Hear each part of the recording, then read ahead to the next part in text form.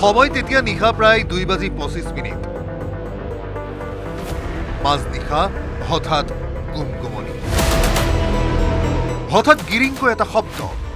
মহাশিৱৰাত্ৰিৰ দিনাই লাগিল হুৱাদোৱা যিয়ে গম পালে সকলোৱে চিঞৰিলে ভূমিকম্প ভূমিকম্প বুধবাৰে নিশাৰ ভাগত কঁপি উঠিল মেদিনী মহাশিৱৰাত্ৰিৰ মধুময় সময়ক কম্পমান কৰি আহিল ভূমিকম্প যিয়ে য'তে আছে তাৰে পৰাই আৰম্ভ কৰিলে নিজক বচোৱাৰ প্ৰক্ৰিয়া নিশাই সামাজিক মাধ্যমতো ৰাইজৰ হাহাকাৰ বহুতে অনুভৱ কৰিলে বহুতে তন্দ্ৰালভ পৰিস্থিতিৰ বাবে ভূকে নাপালে কিন্তু যিয়ে উমান পালে ভূমিকম্পৰ সকলোৱে বোধ কৰিলে আৰু কিছু দেৰি থকা হলে কথা গুৰুতৰে আছিল বুধবাৰে নিশাৰ ভাগত ভূমিকম্পই জোকাৰিলে সমগ্ৰ ৰাজ্য জোকাৰণি কেৱল অসমতে নাথাকিল ৰাজ্যৰ পৰিধি পাৰ কৰি চুবুৰীয়া ৰাজ্যকো কুবাই গ'ল ভূমিকম্পে দেশৰ পৰিধি ভাঙি চীন ভূটান বাংলাদেশেও ভূমিকম্পৰ সোৱাদ পালে নেশ্যনেল চেণ্টাৰ ফৰ চেছমলজিৰ তথ্য অনুসৰি ভূমিকম্পৰ উৎপত্তিস্থল মৰিগাঁৱৰ ভূপৃষ্ঠৰ পৰা 16 কিলোমিটাৰ গভীৰত উৎপন্ন 5 ৰিক্টাৰ স্কেলত কঁপালে সমগ্ৰ ৰাজ্য নিশাৰ ভূমিকম্পৰ ভয় পোৱালৈকে আঁতৰি নগ'ল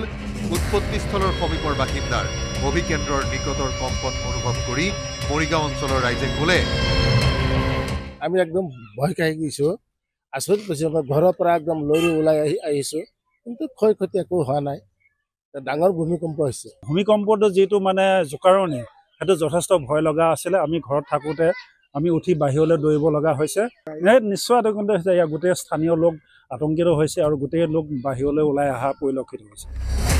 ভূমিকম্পৰ পূৰ্ব অভিজ্ঞতাৰে পুষ্ট জ্যেষ্ঠ নাগৰিকে মহানগৰীৰ বশিষ্ঠৰ পৰা ক'লে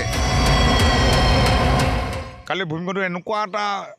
মানে আৰু 2-3 ছেকেণ্ড যদি বেছি হৈ গ'লে অসমত এটা বিপদজনক হ'ল হয় গুৱাহাটীত মানে তাজপাততে খহি গ'ল হয়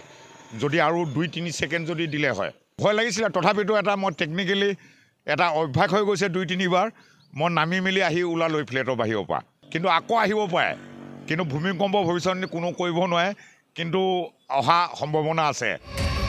ভূমিকম্পৰ সময় মাজনিশা গতিকে ৰাইজ টোপনিত থকাটোৱেই স্বাভাৱিক টোপনি ভঙা ভূমিকম্পে যোৰাবাট অঞ্চলত কেনে ভয় কঢ়িয়ালে বোলে ভুক্তভোগী ইমান মাজৰাতি আহিছিলে তেতিয়াতো আমি চব শুই আছিলো আৰু ইমান জোৰত আহিছে হঠাৎ মানে সেই কঁপনিত সাৰ পাই গৈছো আৰু যিহেতু হোষ্টেলতে থাকো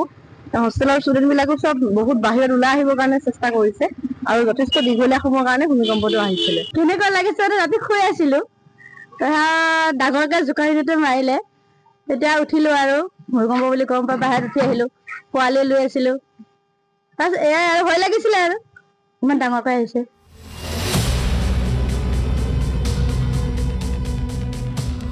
উল্লেখ্য যে চলিত মাহৰ 25 ফেব্ৰুৱাৰীত মেঘালয়ৰ পশ্চিম খাচী পাহাৰ আৰু মণিপুৰত উৎপন্ন হৈছিল দুটাকৈ ভূমিকম্প 15 ফেব্ৰুৱাৰীত অসমৰ কাৰ্বি আংলঙতো উৎপত্তি হৈছিল এটি ভূমিকম্পৰ ভূমিকম্পৰ ভৱিষ্যৎবাণী সম্ভৱ হৈ উঠা নাই দুয়েকে কৈছে এয়া পুনৰ অহাৰ সকিয়নি সাৱধানতা অত্যন্ত জৰুৰী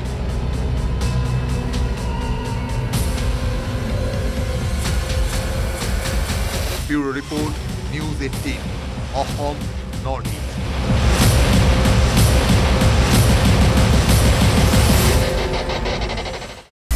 আপুনি বিচৰা বাতৰি পাব কেৱল নিউজ 18 এপত